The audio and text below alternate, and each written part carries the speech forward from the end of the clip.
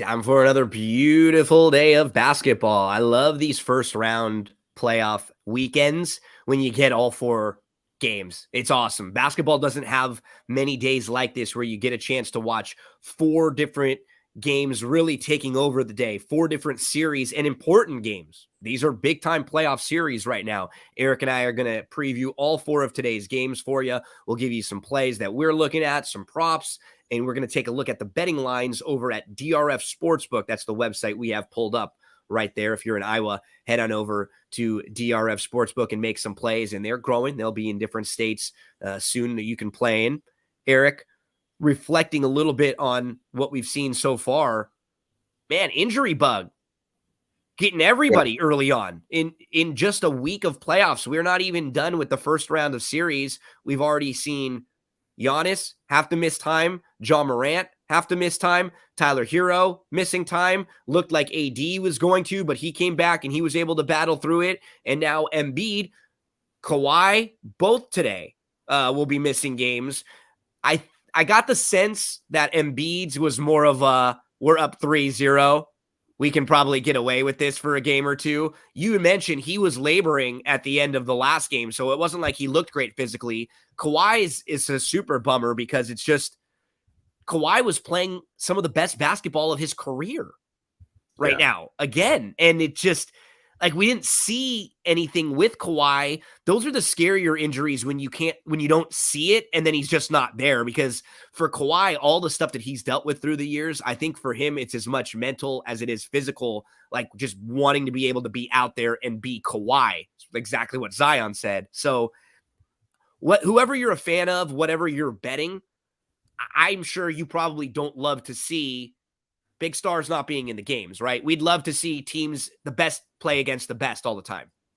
Oh, yeah, for sure. You want to see the best players play against the best players. You know, injuries are part of the game. There's a little rumor going around that Embiid actually could play. He's just doing this to kind of save face because of the possible suspension that could be coming. The thing that stuck out last night for me is coaches are stubborn old men.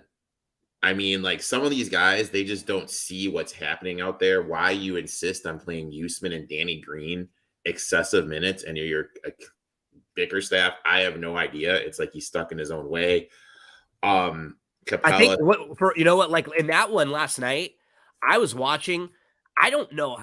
It didn't seem like they have a bunch of great options right now, too, because I agree with you. Like, I don't know what you can get from Danny Green for like, I love Danny Green, so I'm not going to tolerate Danny Green slander. Danny Green helped my Lakers win a title, but you can't get it from him for game in, game out, like tidbits, right? Small stretches, right? Like shifts, a certain shift in a certain game if you need to go to a veteran. But I was a little disappointed with some of Okoro body language, but I think this is what the coaches have done, right? You start screwing with a player like this and taking them off, and it messes with their confidence. And so, like, that's the problem. He was like fumbling the ball a little bit, and I'm not even blaming Okoro on that, or maybe that's something that Bickerstaff saw and didn't want to put him out there, but he didn't come back in game 3 and handle the personnel well. In game 2, he did a good job in the individual game, but that's different. When you're in a series, you have to think about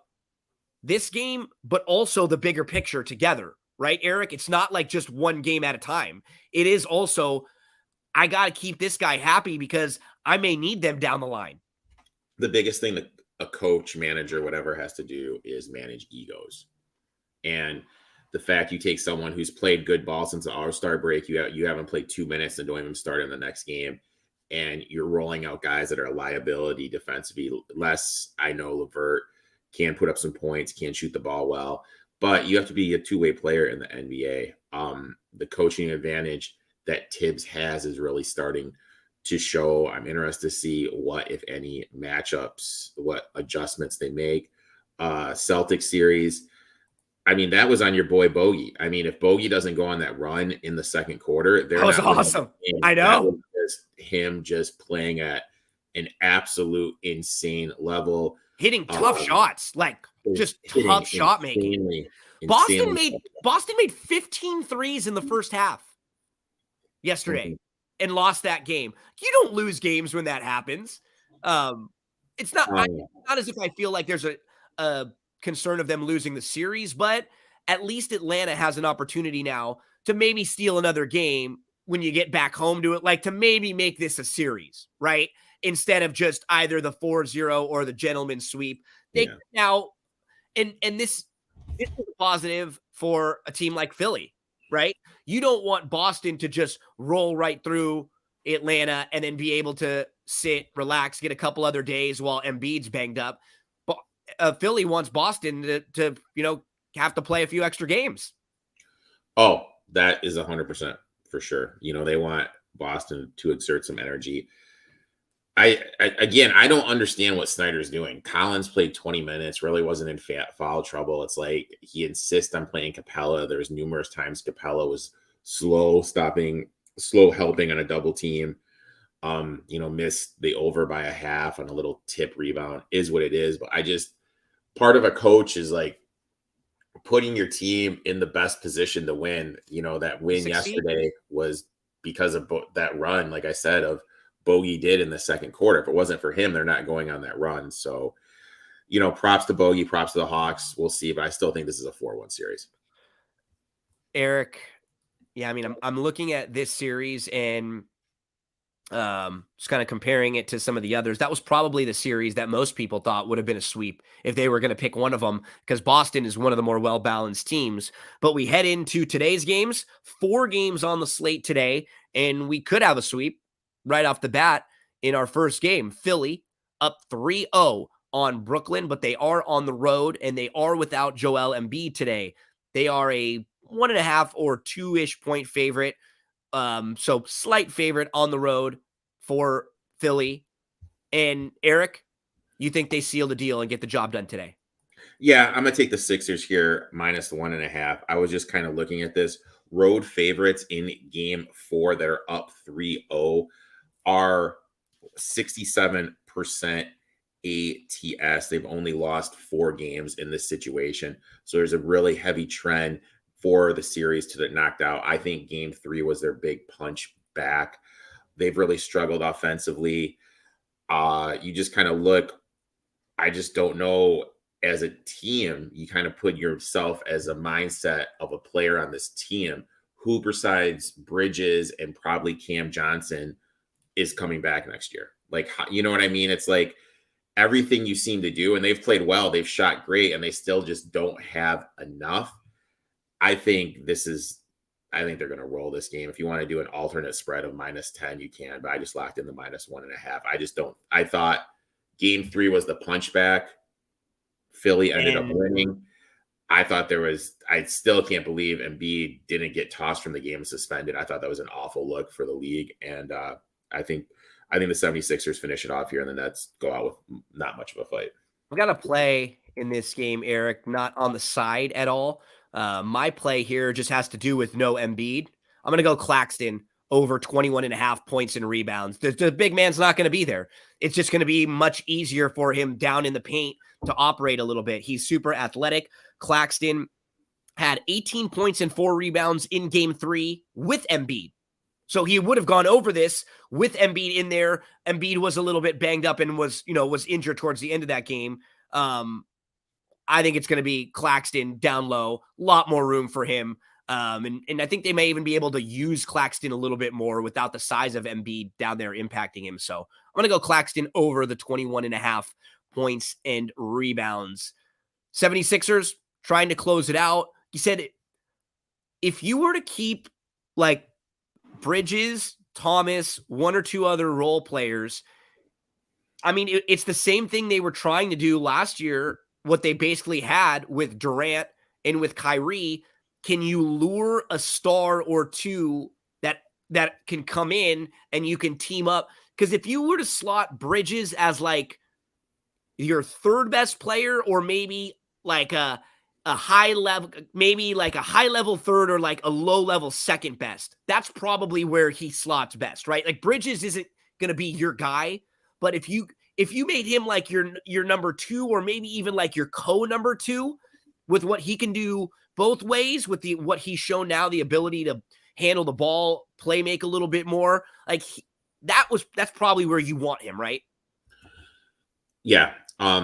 Obviously the two rumors I've heard are Cat, which I don't put him in that elite star level. Maybe the Brooklyn Nets do.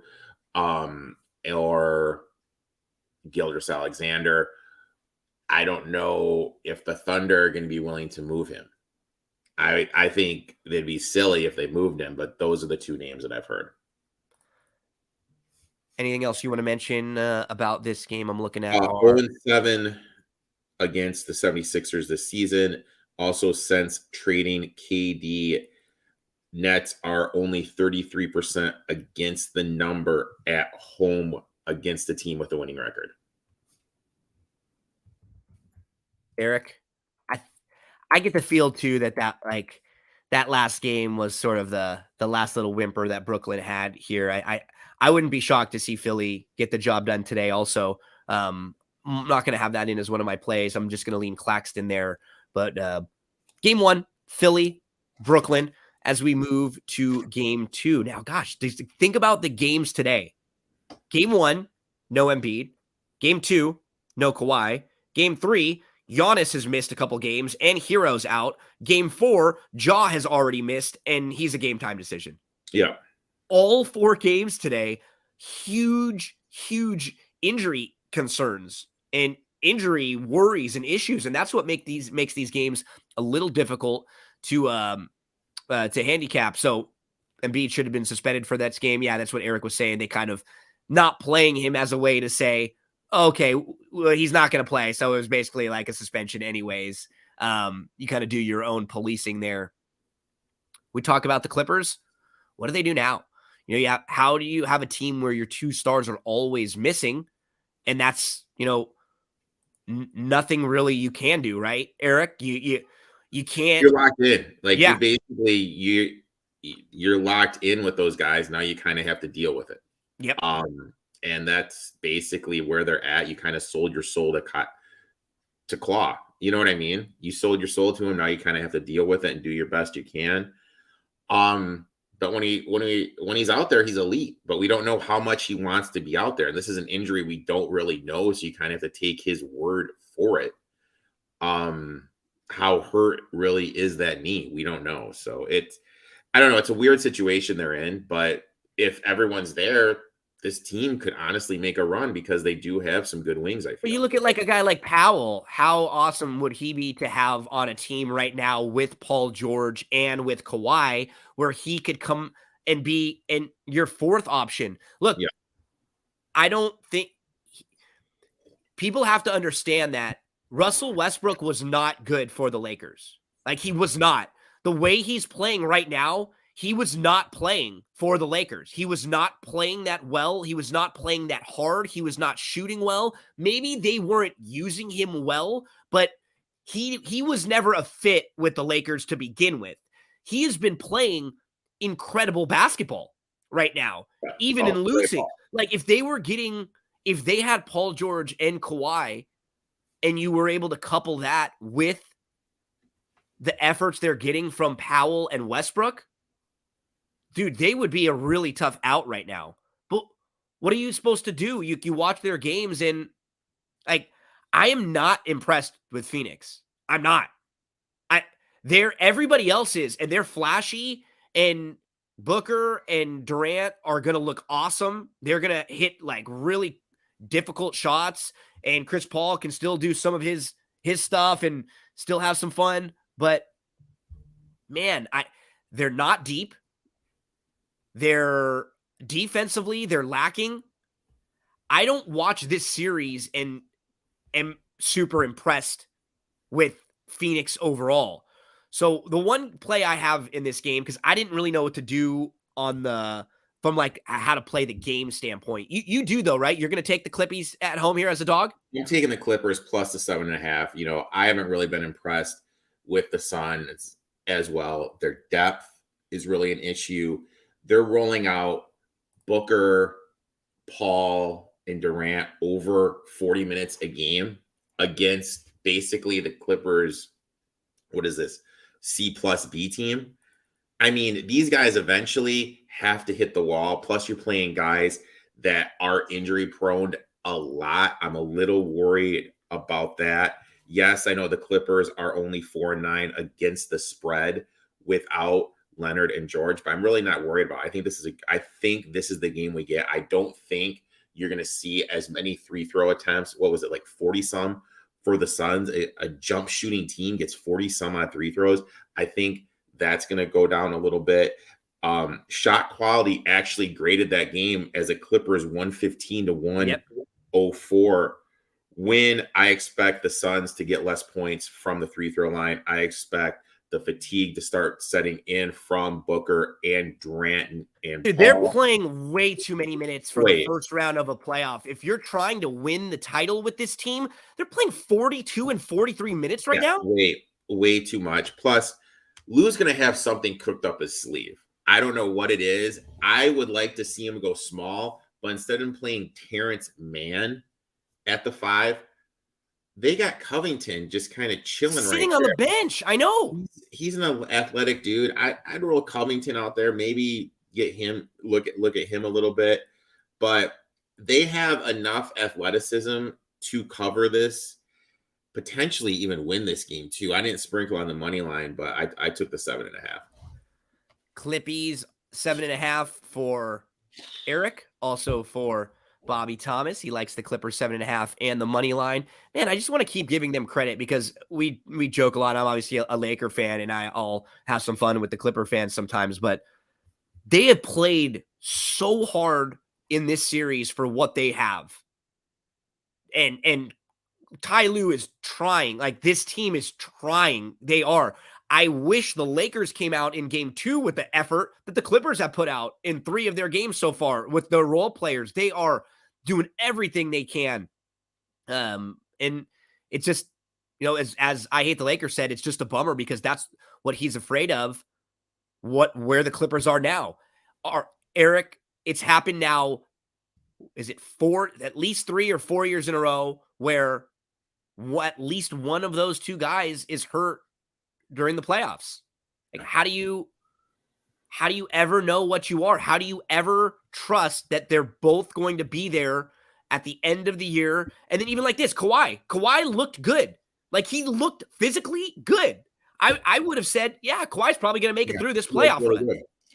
And then all of a sudden, out of nowhere, he's just not playing and he's missed.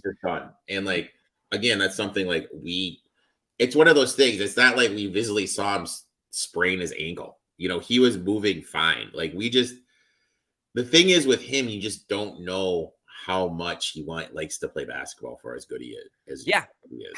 How much does he care more? Like, and that might be unfair because I think he obviously cares in that when Kawhi came into the league, he wasn't a great offensive player. He was a really good defensive player. He wasn't a great shooter. He didn't have like a bunch of great offensive skills. Like, the game that he has now is so evolved. So he obviously works on his craft, right? He's in the gym and he's improving and he's learning and he's a student of the game. But does he care about like winning that much? Again, he's been on winning teams and he's been a champion and he's a killer when he's out there. But does it bother him at night when he goes to sleep that he's not out there? Yeah. When he looks in the mirror, is it really hurting him? Is it making him sick that he's not out there helping his team? A couple plays for me in this game. I'm going Booker under 30.5. I mean, we talked about some of the shots that Booker has been making in this series so far. I mean, the dude averaged only 27.8 this year. So this is 30.5. That's a massive number. And he's coming off 38 points and 45 points. His last 2 games, he is shooting 63% from the field on 25.5 field goal attempts. He's shooting 50% from 3. So let's compare that to his whole career. He's a 46% shooter and a 35% three-point shooter. He's not like a 40% three-point shooter either. He's he's good. He can get hot and he can get streaky, but he's more of a mid-range guy. And even this year, 49% from the field, 35% from three. That's going to regress and come back. I don't know if Durant gets over his number, but I feel like this is more of a Durant game because last game was more of the Booker game. So I'm going Booker under the 30.5 for one of my plays, Eric. And I have another one in this game also. I'm going to go Eric Gordon over 13.5 points. No Kawhi. It was a big Powell game. It was a big Westbrook game last time out. Those guys had 30 and 40 plus points. Mm-hmm. You need Eric Gordon to have a better game because he is one of the offensive pieces that you can get more out of. And the thing about Eric Gordon, he's actually solid defensively. Like, he's better than I think people remember. And he's just a pro. He's been in big games. He's hit big shots. So he has played 31, 32, and 32 minutes, which I love. So he's getting a lot of time out there. He took 14 shots in game 1, 12 shots in game 2, and he only took 6 in game 3. Without Kawhi, they need more offense from him. He was 7 for 16 from 3 in games 1 and 2 combined. He was only 0 for 3 in game 3. He honestly needs to take 12 to 15 shots in this game. Yeah, he should. Which is doable. Like Eric Gordon should have 9 threes attempted in this game. Like, he absolutely should. Easily 9 threes. So I'm going to go over 13.5 points for Eric Gordon. A couple of the other comments from the folks out there. I hate the Lakers says Booker is to me what Embiid is to you. Because we got some non-Booker fans here, Eric. Looks like the chat doesn't love Booker. I'm not the biggest Booker guy either, and you're not really the biggest Booker guy either, huh? No, especially after, like, how can I word this? He just, for someone that has literally won nothing. Yeah. And the unrealistic comparison to Kobe last year, I know, was just insane to me. I know it was just like a small thing. Do you remember a few years ago when the video came out and he was pissed off that people were double teaming him? Yeah, that was kind of funny. Right? And like, I don't know why that always rubbed me the wrong way. That was legitimately kind of funny. That he was mad that in like pickup games that he would be getting double teamed. It's like, this is supposed to be one-on-one. I'm working on my stuff. I forgot about that. I literally forgot about that. You know, that kind of reminds me of like Kyler Murray, right? And some of the stuff that he had said, like, I don't know. Is he a little soft? And then also one other thing with Booker, like, I still can't get out of my head the Booker and Chris Paul sitting on the bench getting beat by 40 to Dallas in that closeout game. And Luka wasn't that game 7 of a series? Yep. They just got they just do not show up at the most intense, like, biggest game of their lives. I guess they've been to the finals, so bigger game, but yeah, under for Booker. A couple people like that one. Under 25.5. Yeah, I mean, that's still 26. Yeah. That's still a big number. And for plus 250, Bobby, I have no problem with that. Yeah, I like that a lot. I would put a little bit on that too. Yeah, it's good value. I like that one, Bobby. And yeah, everyone's in on the Booker bets. No Booker fans here. So Booker under, Eric Gordon over for me for my 2 plays in that one. Talk to us about your team, Eric. Let's move to game 3 of the 4 games today. We've got Milwaukee, Miami. How do you feel about this one? Really interesting game here. Is he going to play? I think he's going to play. Like, he limited practice and did an individual workout before the practice. I think he is going to go. Heat, they won game 1 because they shot lights out from 3. Bucks won game 2 because they shot lights out from 3. So what's going to happen in this game 3? But I really think the big thing that we saw happen in game 2 was Lopez started to become a little bit more of a presence underneath and was physical with Bam, and Bam can't match his physicality.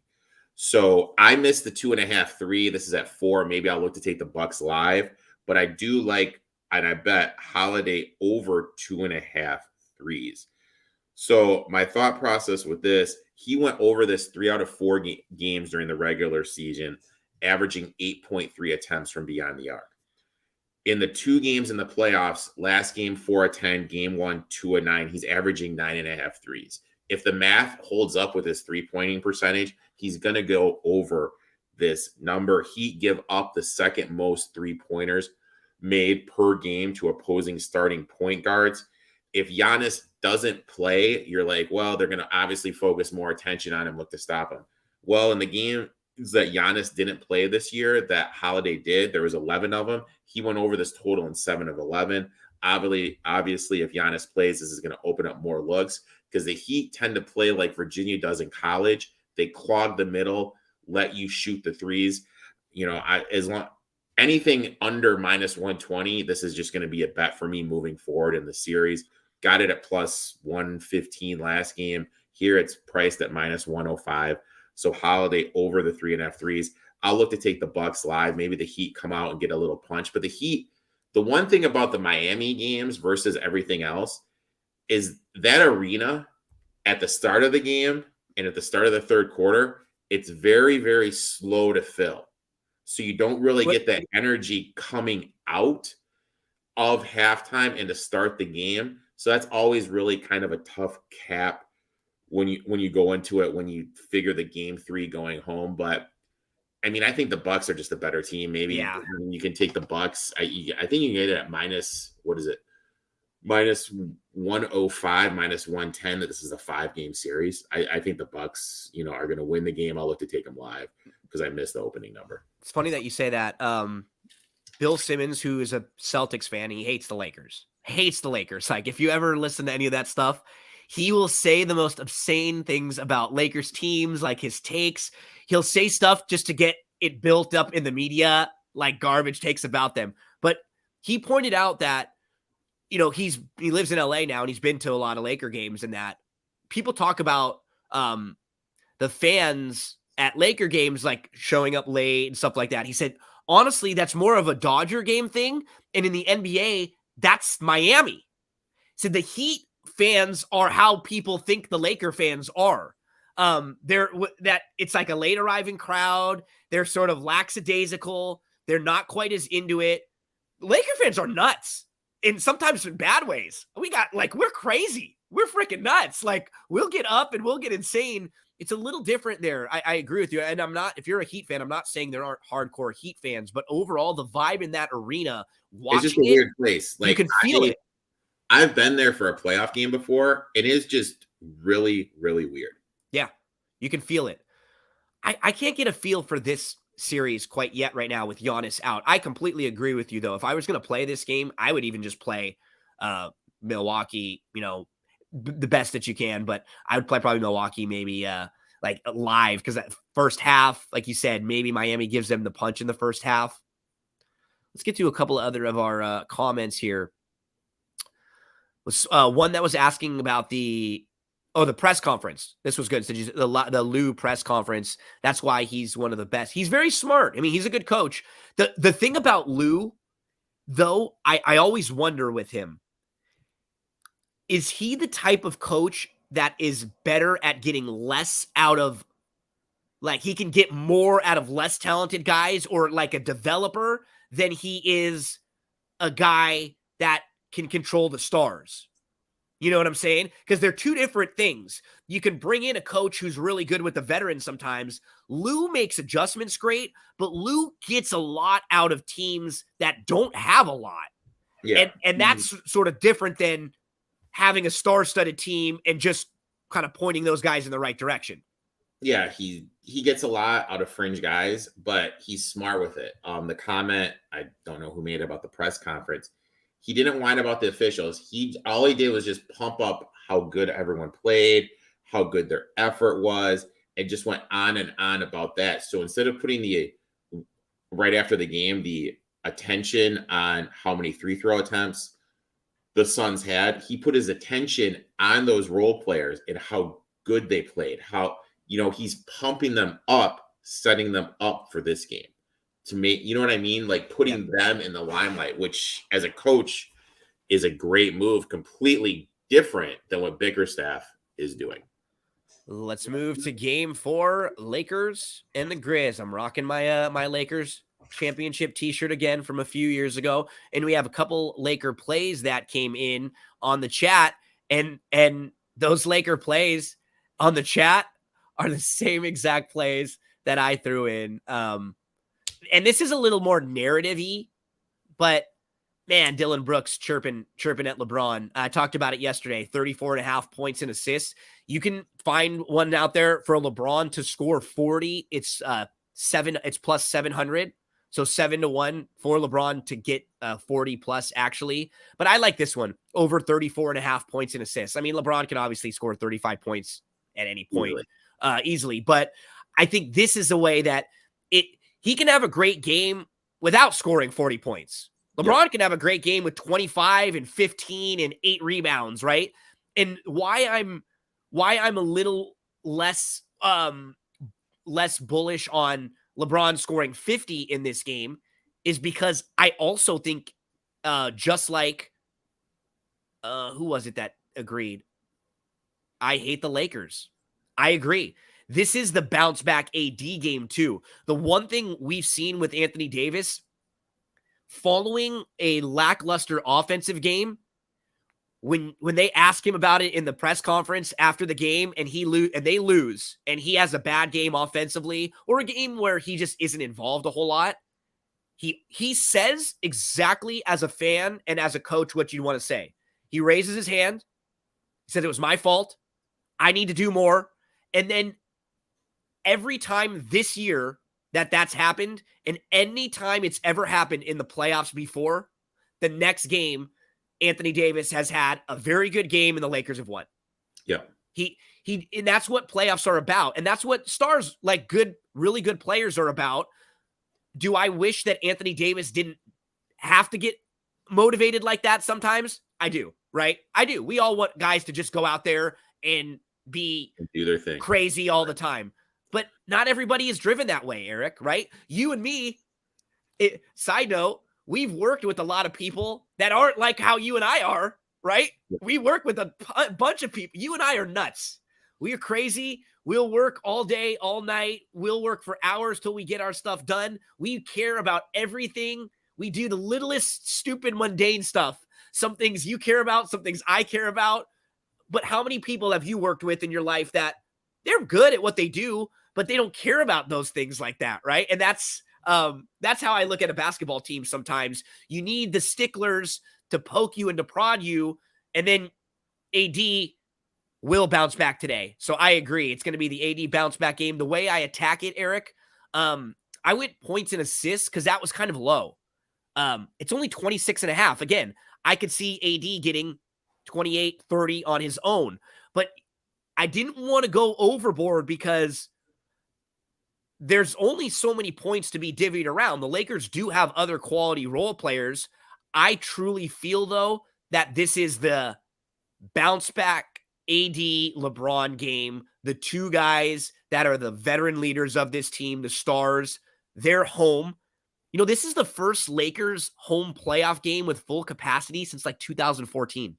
This is by his, I mean LeBron, and I actually just bet, I found it at 33.5 for points and assists. I actually just added that. This is your play too. Yeah, I added that to the Lakers -4. This is LeBron's first playoff game in front of a home capacity. For the Lakers, yeah. For the Lakers. I like the Lakers here -4. I know it's starting to drift up to 4.5, 5 some places, so I definitely lock this in now. I expect the Lakers role players to play a lot better here. I expect the Grizzlies role players to kind of take that step back. Historically, that's what happened. Grizzlies are 14-26 against the spread this year on the road. That's one of the worst in the NBA. The last 5 games after a straight up win, they're 0-5 against the spread. Grizzlies, I mean, like, don't get me wrong. I love Xavier Tillman. Me too. They led my boys at State to a Final Four. It's a great effort from him. He's played well against the Lakers in past games. He's not going to outplay AD again. He's not going to outplay him. You know, I think we're going to see this is the Lakers spot. Even if Ja plays, I yeah, I love the Lakers here in this spot. Even some of the non-Laker fans on our stream today, Lakers parlay with James over 40, and then the AD bounce back there. I it's you know what? Got to give all the credit in the world to Memphis. That was in listening to some of the Laker, podcast and reading some of the articles and stuff. You can just sense how desperate Memphis was in that game. They played like their entire season was on the line. They didn't play great in that, like, their whole team didn't shoot well and everything, but their energy level, the Tillmans of the world, were so much different than the energy level that the Lakers brought. Well, they needed to win that game. If they didn't win that game, you're done. They were done. So, you cannot. They may not have gotten back home. The Lakers could have won these 2 games and swept them. Yeah. So now it's different. Now you're in it, at least if you're Memphis, and you kind of feel the same way. We've heard, if I'm meaning Memphis, that you don't need this game. You just want to win one of your games in LA, and maybe tonight you wait. And if Jaw's hand isn't that great, maybe you feel like because you won, it can buy you even one more to get away with it, because the word is that it doesn't impact him quite as much when he has the ball, but as far as like receiving passes, it's really hard for him. He would have to be doing a lot of handoffs. It's just, it may not be something when you already are a little bit undermanned, and this is a team that has a lot of experience playing really well without Jaw. You may want to try to get away with it for one more game. But I think he's going to play tonight. I think he's going to play, but it was already taped up before, so I don't know. And as crazy as this sounds, I would rather take 100% Tyus Jones, whatever. I'm spacing that. Jones. Yeah, Tyus running the team. Absolutely. Compared to a 65% Ja Morant. Completely agree. They're better defensively, first of all, when Jaw's not out there. They're better overall defensively. And I don't think they're a better team, right? So this is where this conversation gets tricky. They have a higher ceiling with Ja Morant. The best version of them is when Ja Morant is with them and they're all playing well and Ja's having a great game. But their floor, it might be higher when Ja, because they're bad games when Ja's having a bad game and then their defense isn't quite as good. Like this game, you sort of know a bottom, like a floor level of what you're going to get from Memphis's defensive effort when they don't have Ja. And Tyus Jones is not going to try to do too much. He's not going to shoot you out of a game or turn the ball over and be the reason why you lose. He's just going to be steady. The one thing that he does is as soon as he gets the ball, it's a walk and a signal, like a signal for a play call. He doesn't look to push at all. And the one thing with Ja, for as great as he does, he can get out of control like a mofo, and he can rush stuff to the hoop. Let's see any other comments in the chat that we want to get through. So Erik was answering some questions about football because the draft is coming up soon. So Erik, give us a little plug too. You do a lot of great draft coverage. Where can we find some more of that? Or if anyone wants some analysis on what's coming up for the draft. My final draft rankings will be up on the site, my website, eTalk21 Sports, later today. My boy Sterling from Silver Star Sports, he's coming on my live stream this Tuesday. We're going to actually do a first round mock, throw in some trades. We're going to answer the question, who's going to be the biggest bust in the first round, who we think is going to go to the Hall of Fame, kind of stuff like that, kind of put our necks out there for stuff. And then I'm actually going to be doing some work for Sports Live Talk South next week at the draft. So I'm actually going to be on site interviewing people and everything. Nice. So, looking forward to that, doing a little bit more draft stuff this year. So yeah, should be a good time. Very cool. Okay, Erik, this comment came in about European basketball. Fans are crazy. There are none in the NBA. Fans cheer, jump, light, smoke, flares, firecrackers, curse. What do you think about the European fans? I have never been to a European basketball game. What I've been told, they are absolutely crazy. What I've seen on TV, they're crazy. I'd love to go, but I don't know. The NBA, like, there's a certain places where it kind of gets a little bit rowdy, but for the most part, the NBA fan is a little bit more subdued. You know Yeah. what I mean? They're not as crazy as other stuff. I would love it to see him get a little bit more college, and I'd love to go to a European basketball game and be a part of what he is talking about. Yeah, and I think the difference might be that you're more likely to get a crazy environment game in, game out. Come playoff time, I mean, most of these environments that we're watching, like Sacramento the other night, that was Yeah. awesome, right? Like, Oh, insane. Golden State, when you watch a home game there and Golden State goes on one of those runs and they hit 3 threes in a row, dude, that's freaking awesome. Like Madison Square Garden, come playoff time, it's awesome. But you're right. Like during the regular season, 50 games into the year on a random Tuesday night, are crowds as intense as you get in Europe? And I think that maybe even has something to do with like the European football crowds, right? Yeah. Just the way that they are as a fan base is so much rowdier. The way that they watch games and experience games is so much different from here in the US, where we are more kind of seated, even now a little bit more on our phones, a lot of people. I agree though. I want to go to a football game, which I've never been to over there, and a basketball game would be a blast in some of those arenas. Bobby Thomas was asking the comment which arenas, which European arenas the commenter came from. So if you're still watching, let us know which of the particular arenas you've been to. We'd love to know. A couple more questions for you, Erik. These were actually about the NFL draft. Any love for Richardson or Levis? No. Like, you can't play bad against good college football teams and be a successful NFL quarterback. I mean, I know Richardson lights up the board what he can do athletically, but so have other quarterbacks, and he just didn't look good against those top tier teams like the Georgia and the Alabama. Levis, same thing. I mean, as soon as you got rid of your offensive line coach, offensive coordinator, we saw stuff started to erode in Kentucky. He was absolutely putrid last year. And Bobby Thomas is texting Tillman and letting him know that he's not going to outplay AD once again. So, Bobby Thomas, great to hear from you. And let's see, anything else? One more about the NFL draft before we flip on over and talk some Thrive Fantasy. Erik, who are the Bears drafting? As much as it pains me to say this, I think that Carter, the guy from Georgia, is going to follow him with the off the field stuff that is going on. So you're going to trade the top pick, get all those picks from Carolina, DJ Moore, and then get arguably the best player in the draft, which for me is going to suck because I hate the Bears, but it's good for the franchise.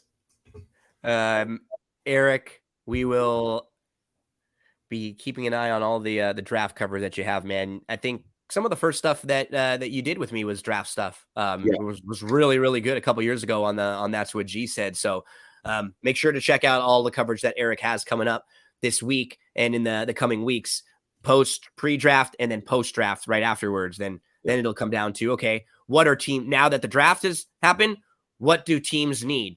What are teams missing? What any other places that teams need to fill in? What are their holes that they have before we start getting into to training camp? Erik, let's get into a little Thrive Fantasy. We have another Thrive Fantasy NBA contest today. That's a $20 game. You can play against 115 others, and you can win $400 for the top prize, $250 for second. But one thing that you and I have really been getting more and more into is the prop lobby. And I mean, for me, it's nice because I'm in California. I can't legally wager on anything out here. So getting to play a prop parlay is cool. Just getting to be able to play a few things together. But wherever you are, what makes these parlays even better is that they pay out better than another parlay would play anywhere else. If you get two correctly, you win 3.2 times what you bet. If you get 3 correctly, you win 5.2 times your bet. If you win 4 correctly, you get 10.2 times. And then 5 out of 5, you would win 20.2 times how much you invested. And you can invest anything from $1 all the way up to 1,000.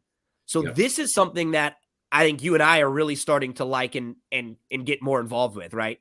I absolutely love it. Like, I think, and plus, like you said, you get the 3.2 for 2 of them. Some of the lines in my eyes are a little bit off, and I think I found 2 of them today that I absolutely love. The first one, going with a game that's tipping off in about 10 minutes. So you got to make sure to get this one in. I'm going with Tobias Harris over 26.5 points, rebounds, assists.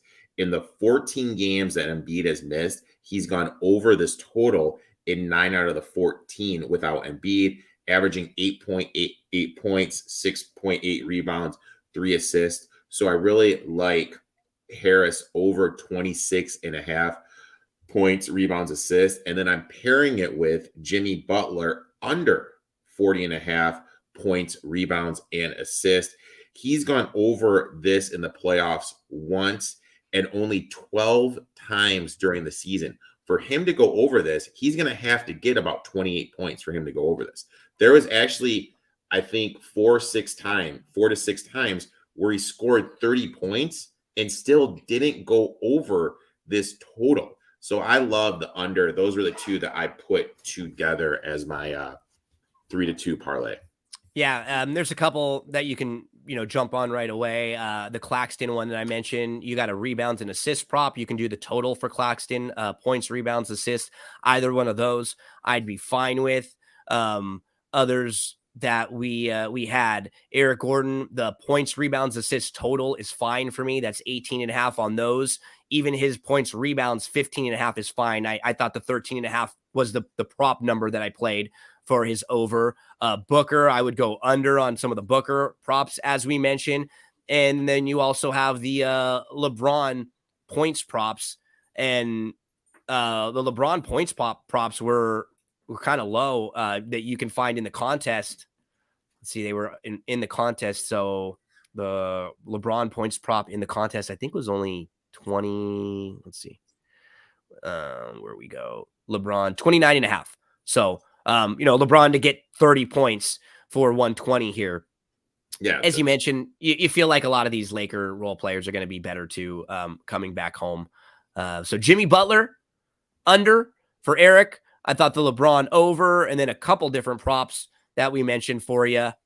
ThriveFantasy.com. That is the website. Promo code GINO when you deposit. When you do deposit, make sure you deposit anything from 25 all the way up to 250, because then you'll get that match deposit bonus for your deposit. We do have one more comment that comes in. Just saying that's a home run. Loves the Carter possibility for the draft. I mean, that is an absolute home run if they're able to pull that off. I mean, Jesus Christ, that would be a home run by the Bears. Eric, got anything else coming up today, or are we going to see you back here tomorrow morning? I'll be back here tomorrow morning. Our boy XFL Jim live streams all the spring football games. I'm going to hop on that for a little bit after my dishwasher gets repaired. So nice. I'll be doing that a little bit later today. Oh, one more thing to mention too. Some games that Eric and I are big fans of too. We're talking about props here. There's a free contest that Santa Anita Racetrack puts together. They're called the Pick'em contest, and it's totally free to enter. You don't ever have to deposit anything. All you have to do is just create a free entry, and you can play every Saturday and Sunday. They still have 2 more months of racing going on. And what they are is it's 12 questions in each contest, and you have to answer all 12 props. And some of them are baseball, some of them are basketball, some of them are horse racing. But what's nice, Eric, it's totally free. So you can play in every one of them. The winner gets $500. You actually won one of these things when the winner got 1,000. So yeah, that was nice. Getting the extra 1,000 is always a little nice to add to the bankroll. So that website, once again, Pick'em bet.santaanita.com. Just sign up for an entry, create an entry. It's free. Doesn't cost you anything. 500 to the winner today, tomorrow, every Saturday, and every Sunday. Good luck with all of your plays today, folks. We'll be back tomorrow again, noon Eastern, 9 a.m. Pacific time. We'll talk all about the 4 games tomorrow. And if you have any friends, family members, any folks that you know are NBA fans, let them know about this show. Our show is brand new, so we could use your help spreading the word around. If you could share the show when you're watching it on YouTube, anytime you like, subscribe to our YouTube channels, anytime you comment on the live streams, it really helps us because it builds more traffic, more people see these shows and they come to us. So any help at all from you, we'd love it. And I can guarantee you one thing. We're not going to always have winners. Some days will be great days. Some days will be bad day. But I can guarantee you anytime that Erik and I sit down to do a show, we are going to have been really well researched. We're going to have watched all the games. We're going to have put hours and hours into it. We're going to be betting our own money. And you're never going to wonder, like, man, did those guys half-ass it? Or did they really look at that? Like, we wouldn't come and talk about something that we weren't completely investing in ourselves for very valid reasoning. We're not here to point you to go bet a bunch for no reason. Some days Erik will say, yep, I don't like that game, or I only have 1 or 2 plays. And that's what you have to do as a gambler. More than anything, Erik, why you and I have gotten along really well, we don't BS. Yep. Right? For a couple years. We don't try to BS each other. We don't try to BS the viewers and the listeners. We'll just tell you what we're doing, how we're approaching it.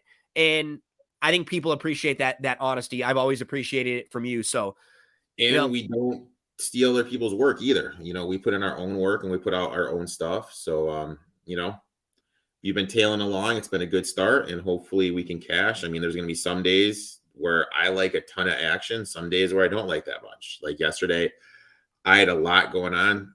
This day, not as much. So hopefully, we can catch it, make some tickets. I did tail you and add James over 33.5 points and rebounds. And that's what's cool about these conversations. And when you are able to chat with some of your friends that you really respect and you trust, how many times I've sat here with you and you've talked me into adding something into one of my plays or leading me to, oh yeah, I missed that one, but he's absolutely right. Like I had been thinking about that. So that's what it's all about. You have these conversations. That's why we like doing these shows, because so many of us have these exact conversations with our buddies, with our friends, our family members, brothers, sisters, moms, dads, and chat, texts, right? Sitting down at the bar, sitting in the backyard, watching games. And hopefully we try to bring that environment and that experience to you here. I really appreciate all the folks that comment too. Bobby Thomas, let's make some money. I hate the Lakers. I know you hate the Lakers, but we're okay. We're okay. And let's make some money. Bobby Thomas, everyone out there, thanks so much. We'll talk to you all again tomorrow on Fast Break Bets.